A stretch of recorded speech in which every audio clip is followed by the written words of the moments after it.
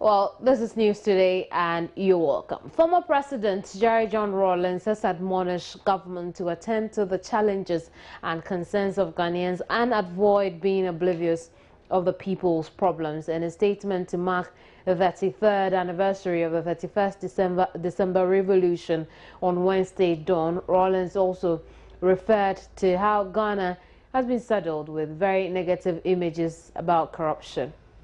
And according to him, the country is conceded that there is a breakdown of discipline and a stifling of the spirit of selflessness. And according to him, again, it's a huge challenge that we must confront as we enter the new year. Former President Rawlings further bemoaned what he termed the suffocation of the spirit of self-sacrifice and patriotism which existed in the 1990s by political narrow-mindedness in the past decade and a half.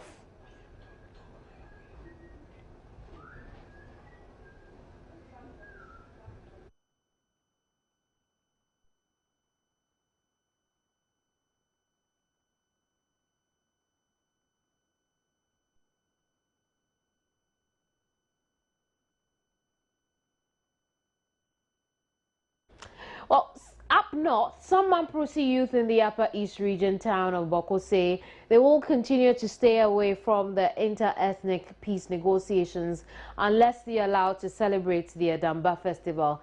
The Bawku Inter-Ethnic Peace Committee was initiated by government to bring lasting peace after years of ethnic conflicts in the area. But the Mamprosi ethnic group later boycotted the committee. At a press conference in Bawku on Tuesday, the Mamprosi youth said they will only return to peace negotiations if they are allowed to celebrate the Adamba festival, like the Akusasi counterparts are allowed to celebrate the Samampede festival.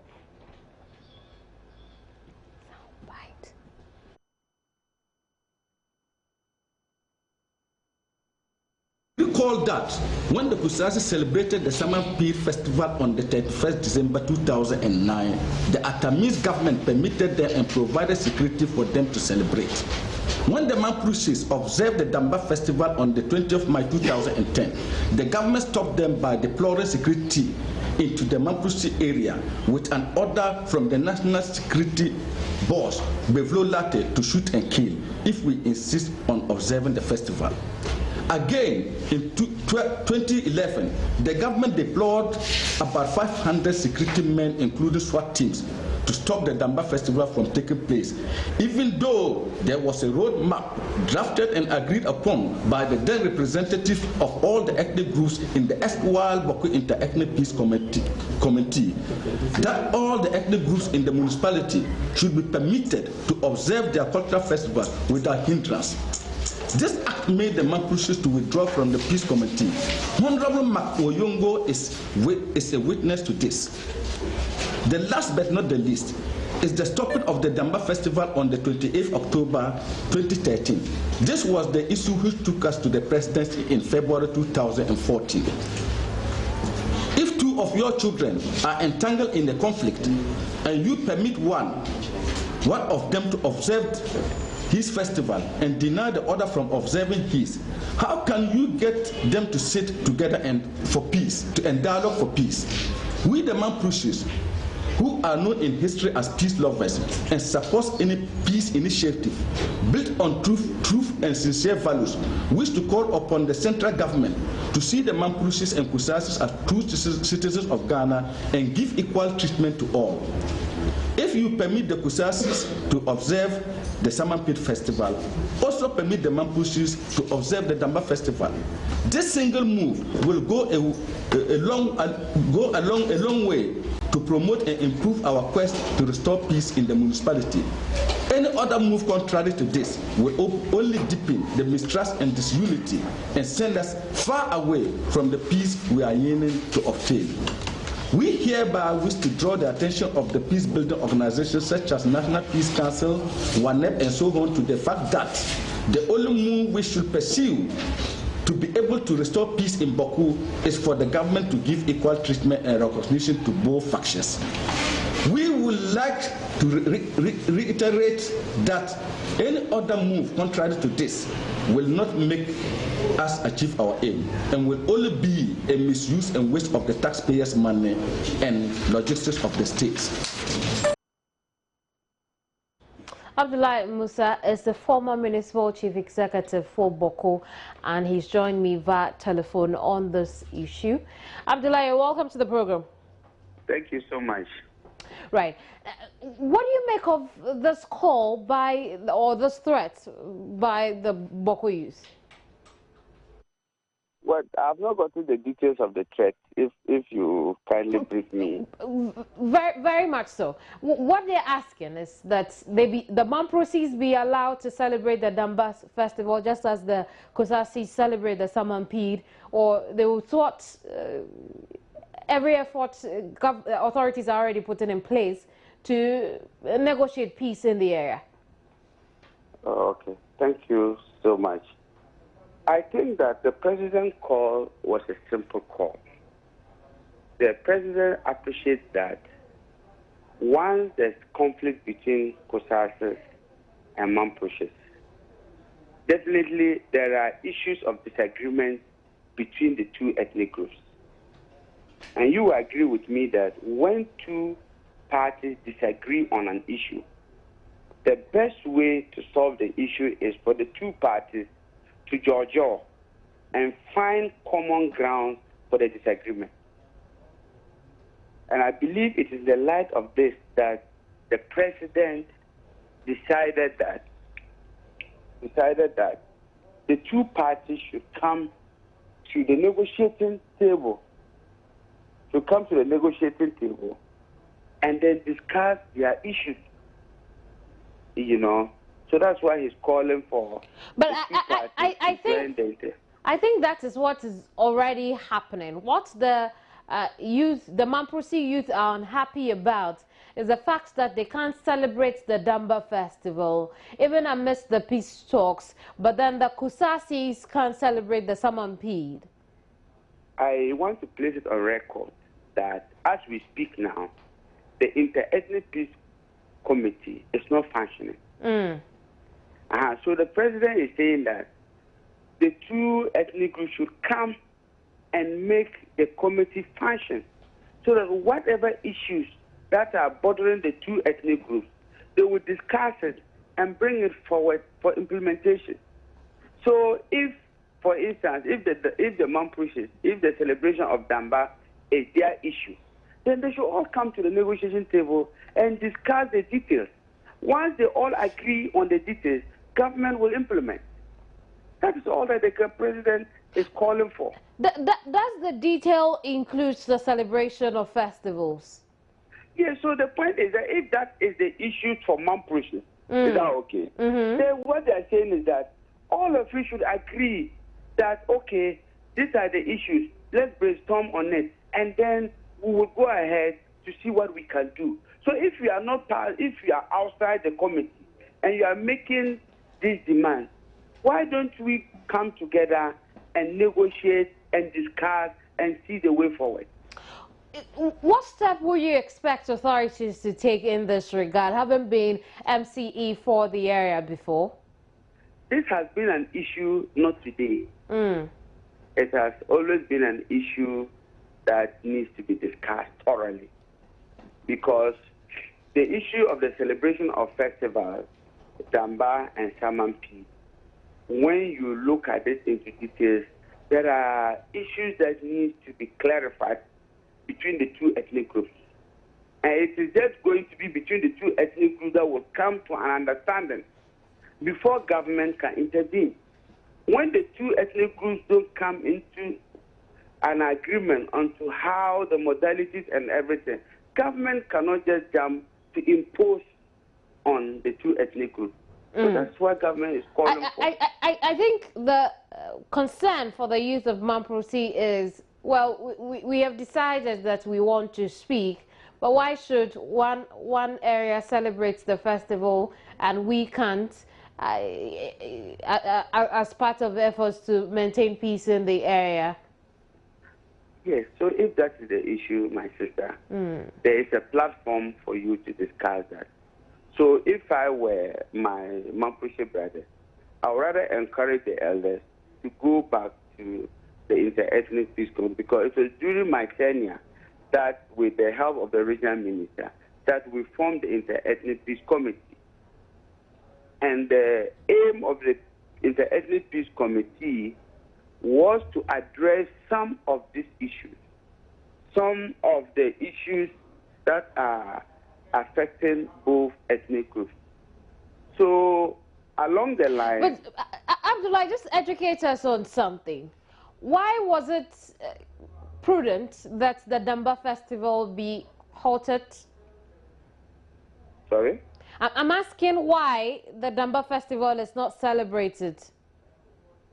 There are a number of reasons that at the time were trying to see how we will solve the problem.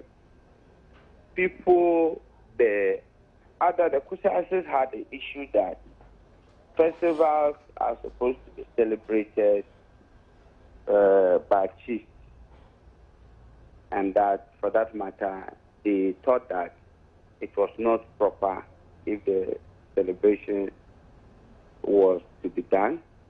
And also, they also had the issue that anytime the Mampushes were about to celebrate, they never gave the Bawku Naba prior information, so just to inform him. So it was raising some controversy. And we thought that as security people who were interested in the peace of the area, we thought that the two ethnic groups should come to one kind of understanding so that it doesn't raise these other issues. We were just interested in the two coming together to discuss the matter and then give us the way forward for us to implement it. So that was at the time. What do you think about now?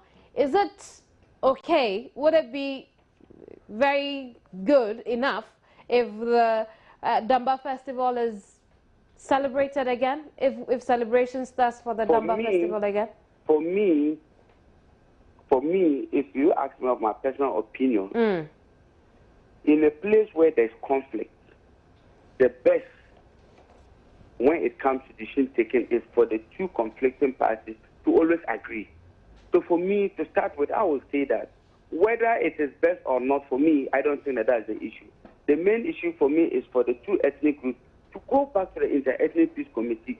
That is where they can discuss common matters of interest. And that will ensure that this conflict will come to an end.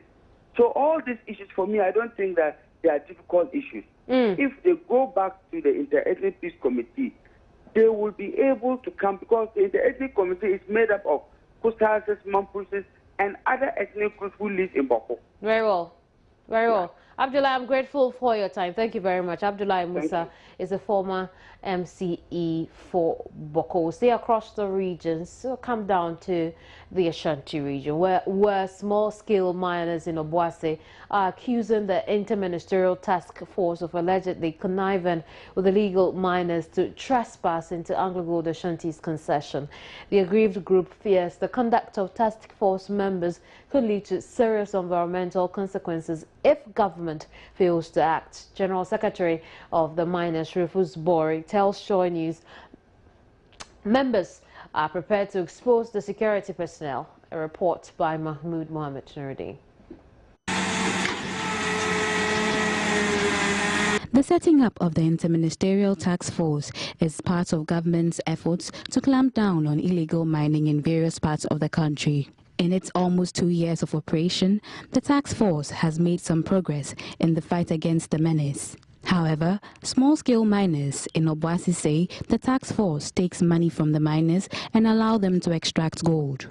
Rufus Bori alleges he has had to turn down a request by some members of the task force to lure him into the illegality. These military in the name of asset protection, as I said, are the people who are now in a way killing the mine, because they condone and connive at some illegal or illegal miners to go to underground and search for the richest gold ore so that they will take their share and thereby destroying what we are working for. He claims to have audiovisual evidence to back his accusation. I have their numbers. They've been calling me day in and day out to fall victim to what they are doing. And I can prove it, because just recently I went on patrols and I took some pictures with those who collect monies and where they meet for their shares, the booty that they condone and connive at some of those people. We know the places where they meet to share their boots. So this is what is happening in the Boise, and if care is not taken, after leaving the mine for care and maintenance for 2 years, they will come to meet nothing. Over 100 years of mining, Obuasi residents are worried about lack of mining policy to properly integrate the sector into the national economy. At a multi-stakeholders forum on small-scale mining, participants called on management of AngloGold Ashanti to officially cede part of its concession to small-scale miners. Richard Elima is Executive Director for Social Impact Studies. So I am asking government to review the concession size of the company so that they can reduce the size and then give up part to the small-scale miners, those who are interested in doing small-scale miners. Because they are also Ghanaians and they need to survive in these times. Mahmoud Mohammed Nuruddin reports for Joy News.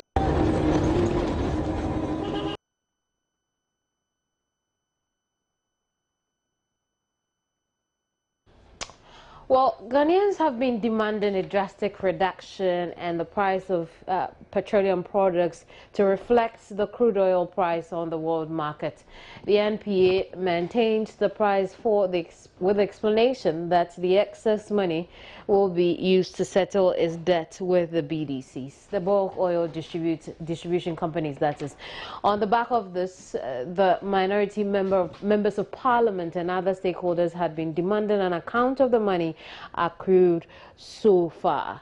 The NPA's Director of Public Affairs, Yara Kasambata, said they had raised 200 million from the windfall and had been paid to the BDC as a response to public calls for disclosure on how much money had been accrued in the whole effort to pay BDC, which is the reason that prices had remained the same and not lower at the pumps. In a statement on Sunday, the NPA announced it will meet to review petroleum price. Let's hit the telephone lines now and find out what's happened, as we were told that it was to take effect December 31, 2014.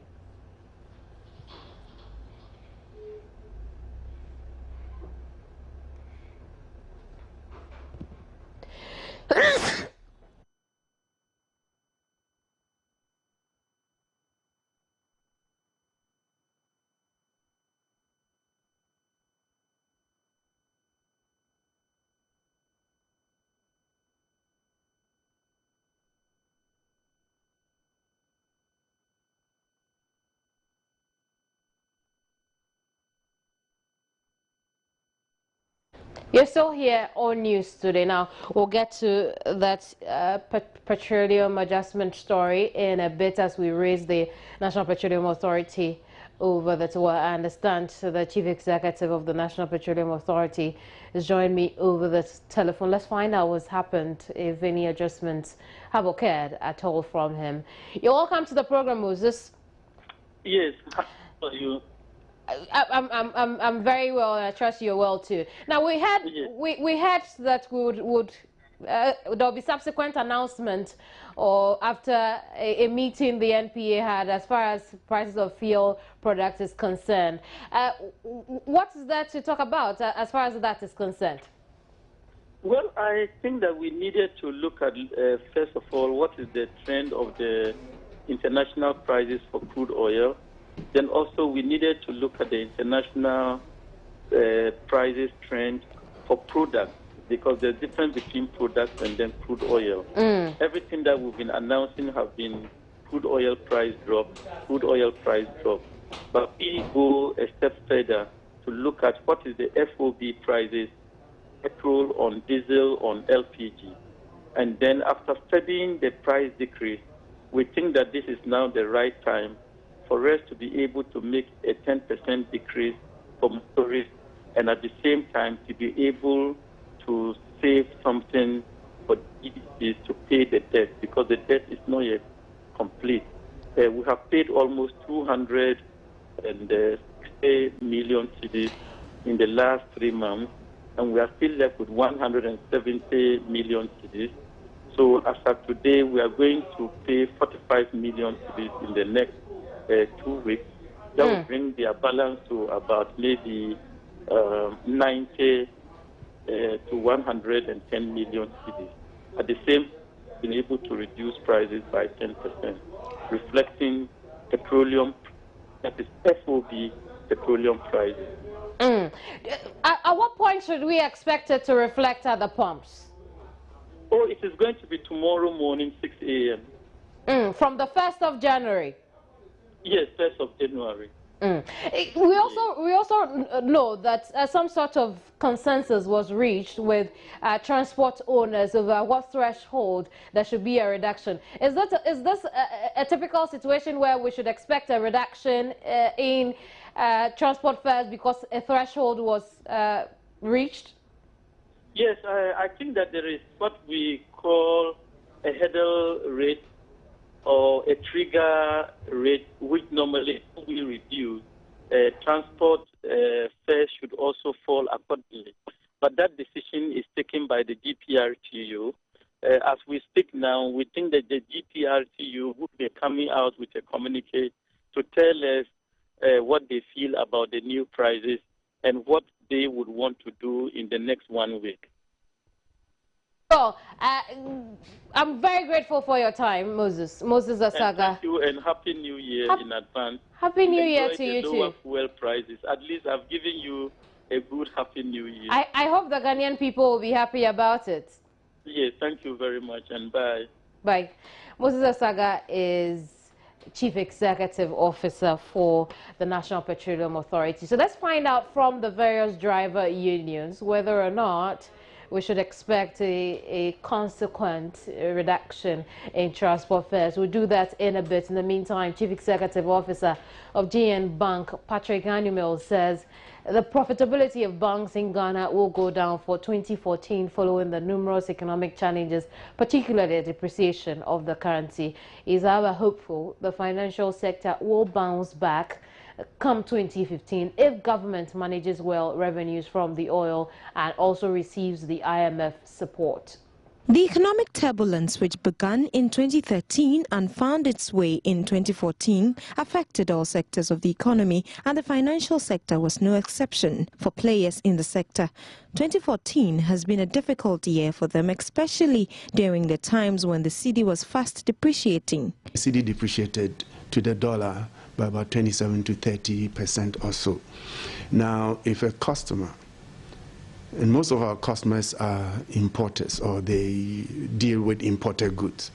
Again, if he's holding 10,000 cedis, he can get maybe 8 items. The next time, the 10,000 cedis cannot, if he changes it into dollars, cannot earn him the same number of items. It reduces his items.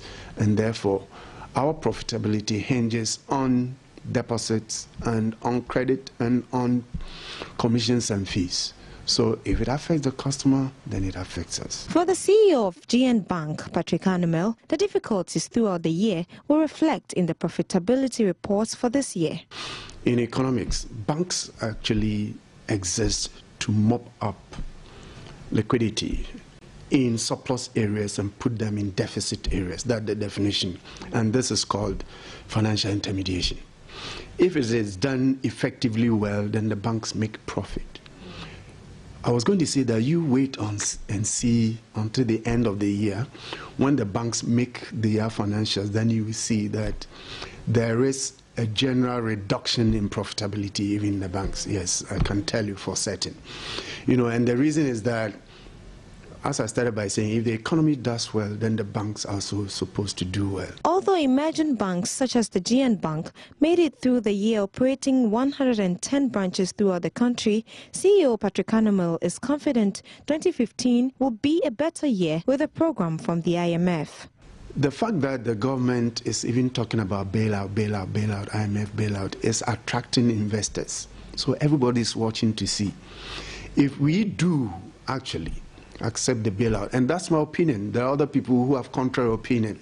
My opinion is that if they do, then it will paint the picture to investors that, okay, these people are serious. You know, the bailout is going to force us to be disciplined.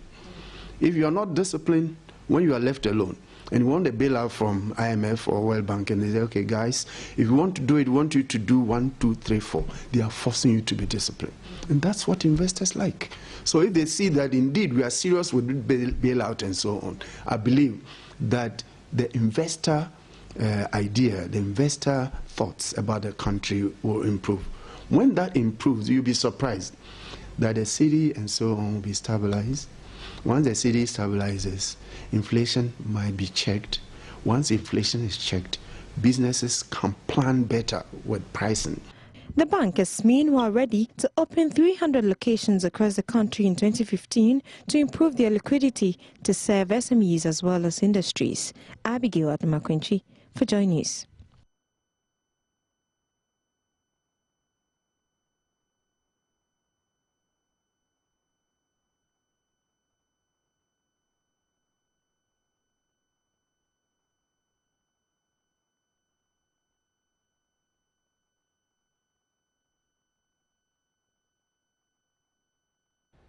Let's get business stories from across the world. We'll start off with China. And that country's manufacturing activity shrunk for the first time in 7 months in December, according to a private survey showed on Wednesday. The final HSBC Market Purchasing Managers Index was at 49.6, just below the 50 level that separates growth from contraction in the sector. The reading was slightly higher than an initial flash number of 49.5. released earlier this month, but the result was still down from a final reading of 50 in November. The most recent data paints an even weaker picture of the slowing Chinese economy, which has been heralded as the factory of the world. New factory orders contracted for the first time since April. The economic data also backs the series of surprising moves by its government to boost growth in the past 2 months.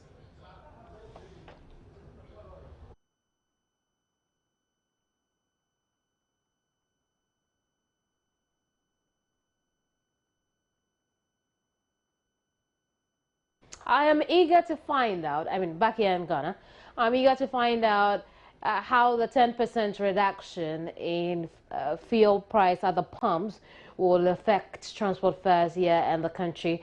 Robert Saba is Greater Accra GPRTU chair. He's joined me over the telephone. Hopefully he can answer my question. Robert. Yes. Robert, you're welcome to the program. Thank you. So we are told of a 10% reduction in the price of fuel at the pumps, effective 1st January 2015. How does this come to you? Well, it's a most welcome news. This is what we were expecting for a very long time now, since the world crude oil was reduced to $56 dollars per barrel. We were expecting that, and we are most grateful.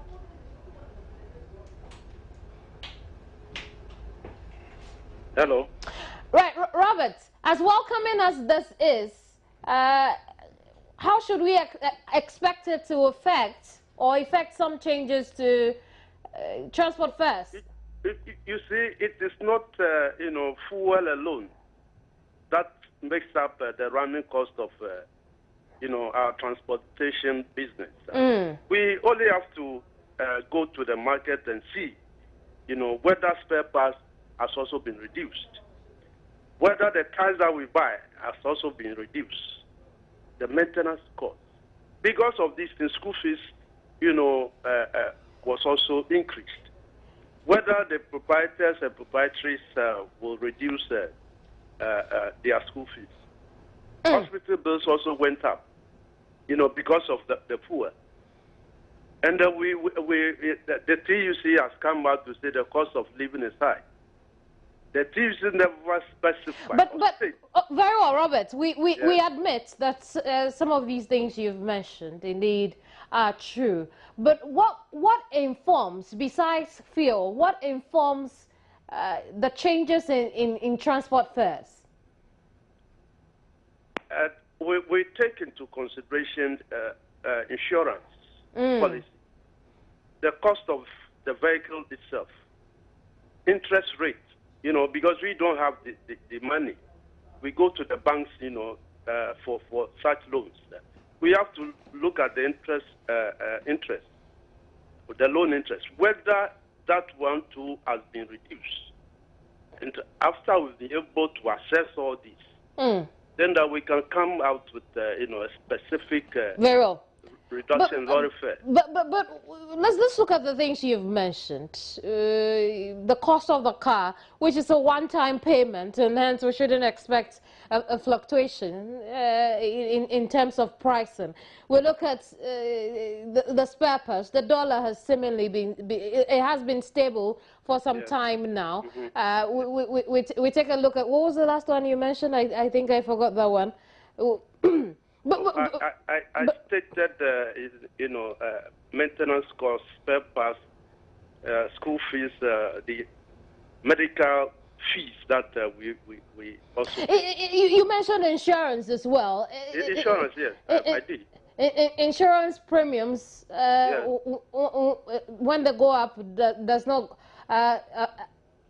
It does not go up frequently, as you're making it seem. We talk about interest rates, and even after the Monetary Policy Committee went up on the policy rates, interest rates have remained the same, and so the Ghanaian people would expect some relief when it comes to transport fares as well, can't we? Well, this is what I'm saying, that if there could be any reduction in the transport fare, all the parts that I've enumerated, the components that I've enumerated, we take that into consideration and ensure, a fair reduction if there need be. Very well. We'll leave it here for now. Thank you very much, Robert. Robert Saba is Greater Accra Chair for the GPRTU. Summing it up for the business segment here on News Today. Next is some sports news. Don't go away. And earlier on the AM show, discussions around Gambia got Philip Langdon sharing his thoughts on happenings in the area. Philip Langdon is spokesperson for Nana Addo Dankwa Akufo-Addo, the 2016 flag bearer for the New Patriotic Party. What are the possible implications of such a thing? You see, the sad thing about the way, from what I've heard of the story, the coup appears to have failed because the leader has been killed, or the person who led it has been killed. Now, also, a lot of prominent members of the Jammeh's presidential guard have also been killed. Now, in the course of the coup, there's Denton Bridge. Denton Bridge is the main bridge between Banjul, the capital, and the rest of the country, which have been taken over by the coup makers and their supporters. A lot of people in town had come to help the coup makers to consolidate their authority. But it appears to me that maybe the absence of the leader, you see, the absence of the coup leader made the coup makers lose some direction. Because I understand somebody else who went into a radio station to explain that, the coup is still on. When they asked him to mention his name, he was afraid to mention his name. So when you do that, it shows that the coup makers are not solid, they're not in control. So that may then have given an opening for Yahya Jammeh's supporters to take over. But, like we saw in the Burkina Faso case, the fact that the government that is supposed to have been overthrown may seem to be getting back into control does not necessarily mean that Yahya Jammeh himself has come back.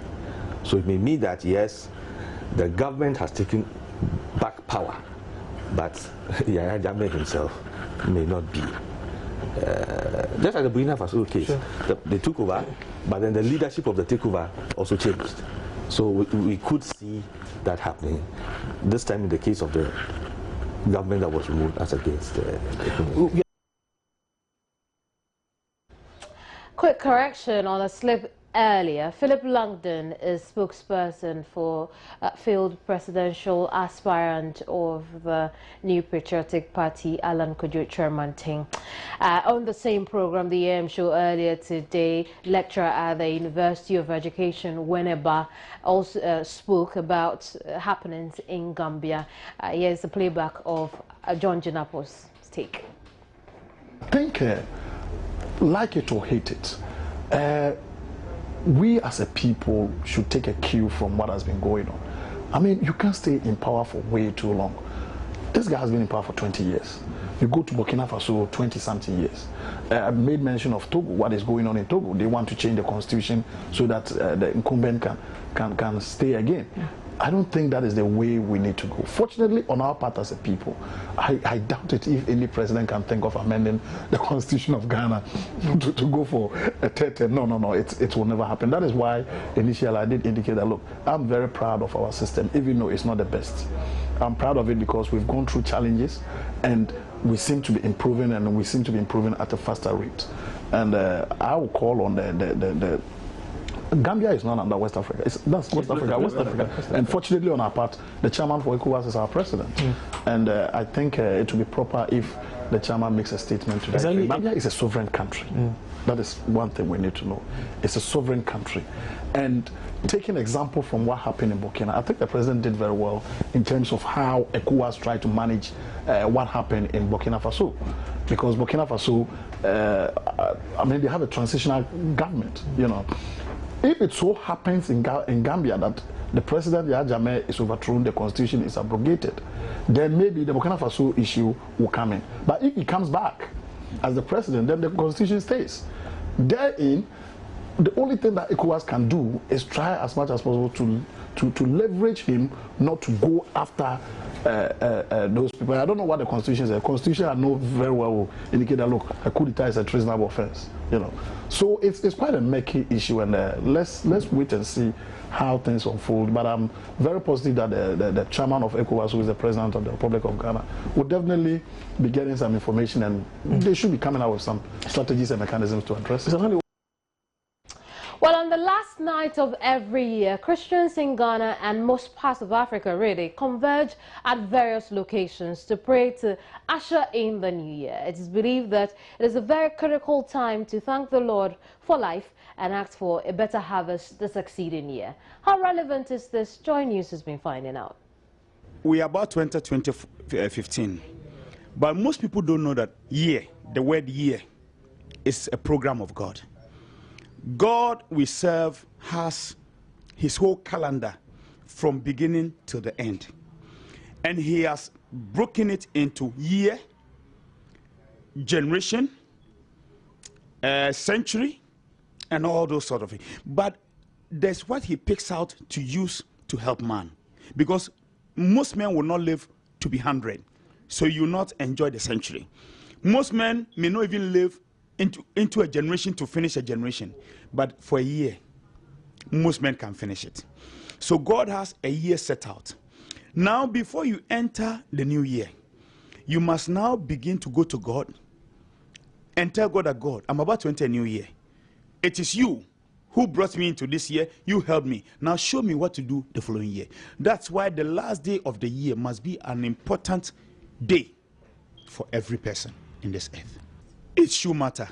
It should matter because if God was on earth, on that day, God wouldn't go to disco. If God was on earth that day, God wouldn't go to a pub. God would go to where he himself will meditate, think through how to get a better life the following year. So if you are a creation of God, you yourself should ask yourself, the year that is coming, how do I order my steps within that year? So a day before the year starts, why don't you sit down? Get to a place where things of God are taught for you to culture yourself before the new year comes. The new year is coming.